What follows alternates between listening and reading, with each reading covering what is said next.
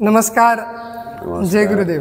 जय गुरुदेव. सेवेकरी स्नेहसंवाद या कार्यक्रमात आपणा सर्वांचं सहर्ष स्वागत.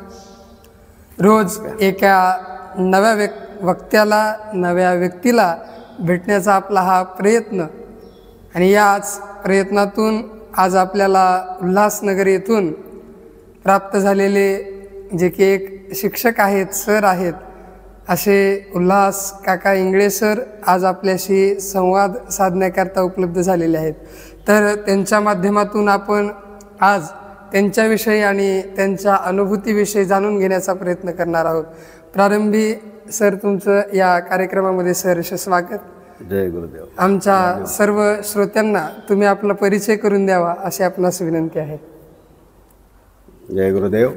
जय गुरुदेव.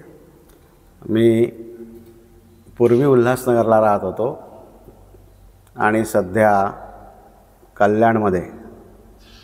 माझं नाव उल्हास प्रल्हाद इंगळे. मी शिक्षक आहे. जवळजवळ 30-35 वर्ष झाले म्हणजे सर्व्हिस झालेली आहे आणि सध्या सर्व्हिस कार्यरत आहे माझी. बरं बरं. सर एक शिक्षक आहेत आणि शिक्षकी पेशामधून जात असताना तुम्ही या आनंद आश्रमशी कसे जोडले गेल्या, कारण हे जाणून घेणं खूप महत्त्वाचं वाटतं. कारण गेले अनेक वर्ष तुम्ही या ठिकाणी येता, प्रत्येक उत्सवाला असता, सर्व कार्यक्रमामध्ये सहभागी होता. तर तुम्ही आनंद आश्रमशी कसे जोडले गेल्यात त्याबद्दल काय सांगाल? ओके. तर जेव्हा काकांच्या पादुका प्रथम उल्हासनगरमध्ये आल्यात तेव्हा आम्हाला आनंदाश्रमाचं नाव पण माहिती नव्हतं.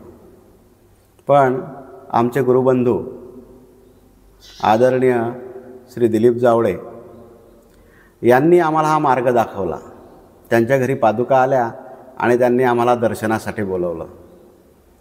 आता दर्शनासाठी गेल्यानंतर तेथील जी रंचना होती, जो सोहळा होता, तो बघितल्यानंतर मलासुद्धा असं वाटायला लागलं की आपणसुद्धा याच्यामध्ये जायला पाहिजे, सत्संगाला जायला पाहिजे, आपल्या रोजच्या उपासनेला जायला पाहिजे. आणि हळूहळू दर रविवारी सध्या तुषार जावळेकडे जे तेव्हा पूर्वी त्याचे पप्पा करायचे, पण करताना असं थोडीशी भीती पण वाटायची की आपल्याला हे जमेल का, येईल का. जसं वरतून आपल्याला वाटतं की आपल्याला जमेल, पण तसं काही नसतं. जसं एखादं उदाहरण घ्या, ऊस डोंगा परी रसनो भे डोंगा, काय भुललासी वरलिया रंगा. वरतून जरी काहीतरी कडक दिसलं पण आतमध्ये फार मोठा रस असतो, गोड साखर असते. त्याप्रमाणे आम्ही हळूहळू का होईना त्यामध्ये इंटरेस्ट घेत गेलो, रस येत गेला. आणि एक वेळा असं झालं की जावळेदादा नेहमी म्हणायचे की आपण यावलीला जाऊया. पण यावलीला काही जमलं नाही आहे ना. पण एक वेळा आमच्या मिसेस त्यांच्या नोकरीच्या संदर्भामध्ये काकांजवळ प्रश्न मांडायला आल्यात की बाबा आमची नोकरीची व्यवस्था. तर त्याच्यानंतर मग मला पण थोडाफार विश्वास येऊ लागला की आपण पण जायला पाहिजे आणि अशा रीतीनं आमचं इथं येणं सुरू झालं. बरोबर. छान. तुमची पहिली भेट सुंदर आहे आणि खरंच आपल्याला कोणीतरी मार्ग दाखवता आणि त्या मार्गावर आपण चालण्याचा प्रयत्न करतो. आता हा आनंद मार्ग तुम्हाला तर मिळालाच, पण आपणा सर्वांना हा मिळालेला आहे याचा विस्तार होणं महत्त्वाचं आहे. बरोबर. कारण जे आपण अशी ठावे ते इतरांशी सांगावे, शहाणे करून सोडावे सकळ जन. जे आपल्याला माहिती आहे ते आपण इतरांना सांगितलं पाहिजे. या आनंद मार्गाबद्दल आपण जास्तीत जास्त लोकांपर्यंत पोहोचण्याचा प्रयत्न केला पाहिजे. बरं, आता तुम्ही सांगितलं की कशा प्रकारे तुम्ही आनंद आश्रमशी जोडले गेलात. बरं, तुमचं पूर्वीचं जे जीवन होतं आनंद आश्रमला येण्याआधी आणि आताचं जे जीवन आहे यात काय फरक आहे किंवा काय बदल तुमच्यात झाला, काय सांगाल? पूर्वीच्या जीवनामध्ये एवढं आम्ही काही उपासना वगैरे किंवा दानधर्म असं काही करत नव्हतो. तेवढं काही एखाद्या सणाच्या दिवशी मंदिरामध्ये जायचं, नमस्कार करायचा, दक्षिणा टाकायची आणि घरी यायचं. पण आता इथे आल्यानंतर आपल्याला असं वाटू लागलं की नुसतंच नमस्कार करून नाही तर लोकांशी पण जोडलं गेलं पाहिजे. लोकांना सन्मार्गाने, सद्वर्तनाने, सद्वागणुकीसाठी आपण त्यांच्याशी जोडले गेले पाहिजे किंवा त्यांना सांगायला पाहिजे. तर अशा रीतीनं जे दुःखी कष्टी लोक असतात त्यांना आपण मदत करायला पाहिजे. जसं संतांनी सांगितलं आहे, जे का रंजले गांजले त्यासी म्हणे जो आपुले, तेथेची देव जाणावा तोची साध ओळखावा. अशा रीतीनं जो खरा मदत करणारा असतो तोच खरा संत साधू असतो. आणि खरोखर आपले काका दुसऱ्यांसाठी धावून जातात, दुसऱ्यांचे प्रश्न सोडवतात आणि त्यांच्या ठिकाणीच खरा देव आहे आणि तेच खरे साधू आहे असं आपल्याला दिसून येतं. आणि अशा रीतीनं आम्ही हळूहळू आपल्या परीनं जे का होईल आपल्या ताकदीप्रमाणे आपण इतरांना किंवा दुसऱ्यांना मदत करत असतो. बरोबर. मग अशा पद्धतीनं तुमच्या आयुष्यामध्ये कलाटणीच आनंदाश्रममुळे मिळालेली आहे असं आपल्याला दिसतं. बरं, आता एकंदरीत तुम्ही इतक्या दिवसापासून येता तर तुम्हाला अनंत प्रचिती आल्या असतील याची मला खात्री आहे.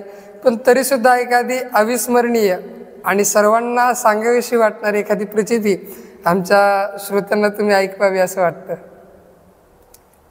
प्रचिती तसं बघायला गेलं तर माझ्यापेक्षा माझ्या मिसेस किंवा माझा मुलगा यांच्या प्रचिती मला ठाऊक आहेत, त्या मी थोड्याफार सांगतो तुम्हाला. तर अजिंक्य 12वीमध्ये होता माझा मुलगा अजिंक्य. त्याला फिजिक्सची भीती वाटायची. घरूनच ठरवणारा आला होता तो की मला 12वीच्या परीक्षेसाठी हवन करायचं आहे आणि काकांकडनं मला प्रसाद मिळाला पाहिजे. घरून मनामध्ये ठरवून आला आणि इथे आल्यानंतर काकांना नमस्कार वगैरे केला, पण काकांनी त्याला काही प्रसाद दिला नाही.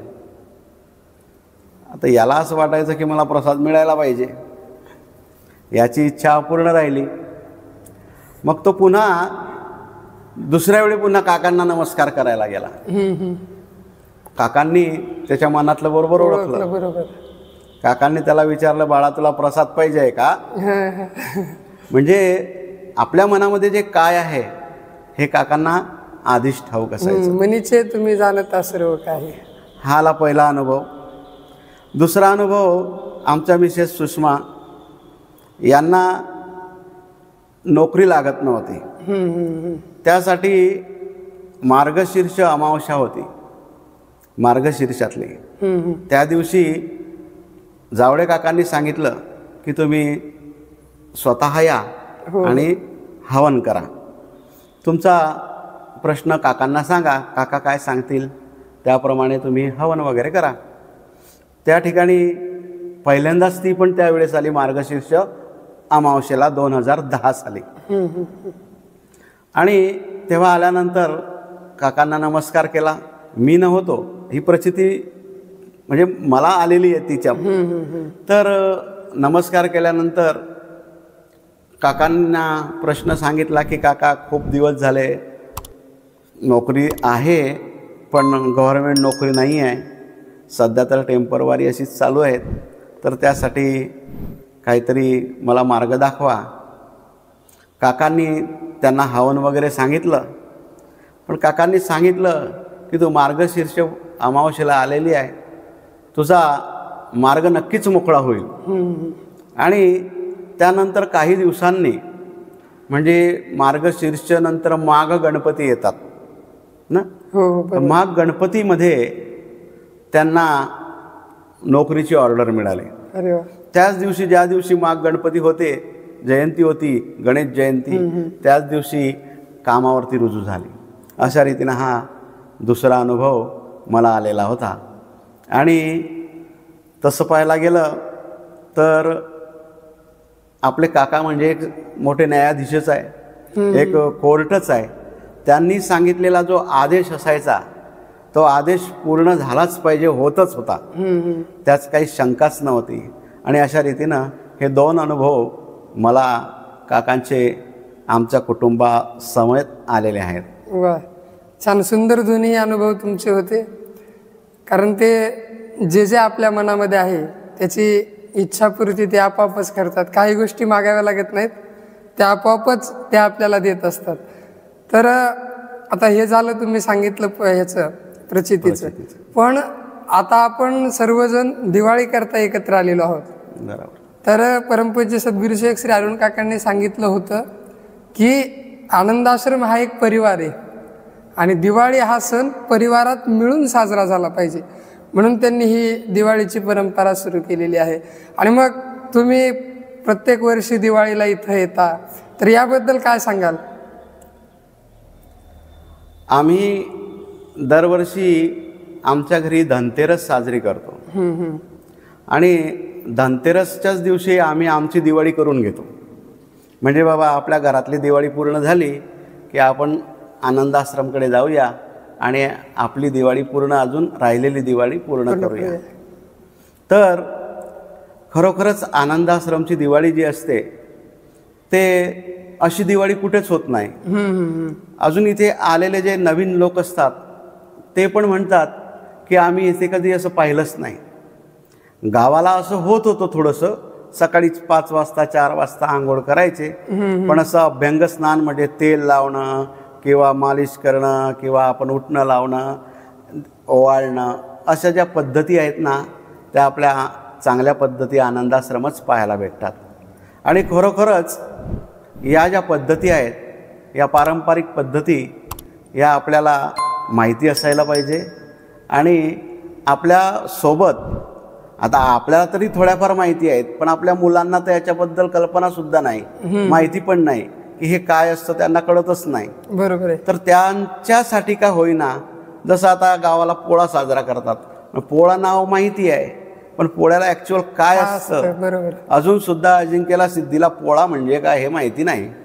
म्हणजे ज्या सणांच्या परंपरा असतात, पद्धती असतात, चालीरीती असतात, त्या आपल्या मुलाबाळांना आपल्याला काकींकडून शिकायला भेटतात, गुरुजींकडून ऐकायला भेटतं. आणि त्यासाठी आपण सर्वांनी आपल्या परिवारातल्या म्हणा, आपल्या आश्रमातल्या सर्व सेवेकऱ्यांनी दरवर्षी आपल्या आश्रमामध्ये दिवाळी साजरा करण्याकरता नक्कीच आलं पाहिजे. बरोबर. सुंदर असा हा दिवाळीचा सण आहे, कारण आनंदाश्रम प्रत्येक परंपरा पाळतो. आतापर्यंत असणारे सण वार उत्सव सर्व आनंदाश्रमी साजरे केले जातात.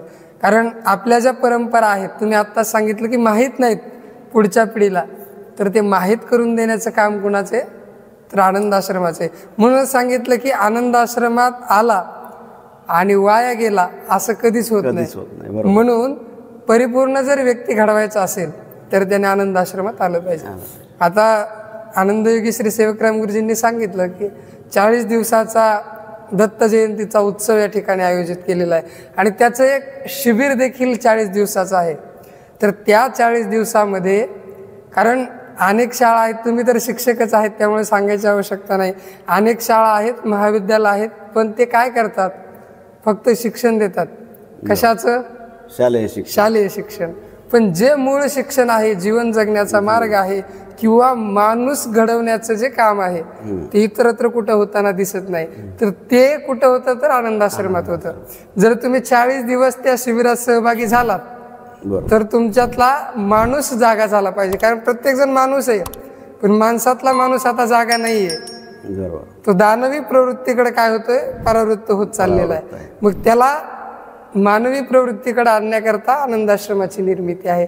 म्हणून त्याही 40 दिवसीय शिबिरात ज्यांना शक्य आहे त्यांनी सहभागी झालं पाहिजे. अनेक उपक्रम आनंदाश्रमी होत राहतात, त्याच्यात देखील आपण सर्वांनी सहभागी झालं पाहिजे.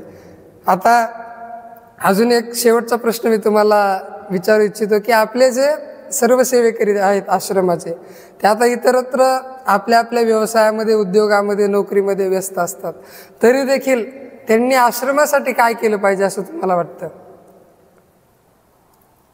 आता प्रत्येक सेवेकरी जे आहेत त्यांनी थोडाफार का होईना, वर्षातनं 1-2 वेळा का होईना, वेळात वेळ काढून आश्रमाशी निगडीत राहायला पाहिजे. आणि नुसतं त्यांनीच नाही तर आपल्या कुटुंबासमवेत त्यांनी आपल्या आश्रमात यायला पाहिजे. आपले जे मित्रमंडळी आहेत, नातेवाईक आहेत, आपल्या परिसरातले म्हणा, आपल्या आजूबाजूचे म्हणा, त्यांनासुद्धा एक वेळ का होईना आपल्या आश्रमामध्ये आणून आपल्या आश्रमाच्या माहिती, आता आपल्या आश्रमाची जे चालीरीती आहेत त्या त्यांना कळायला पाहिजे.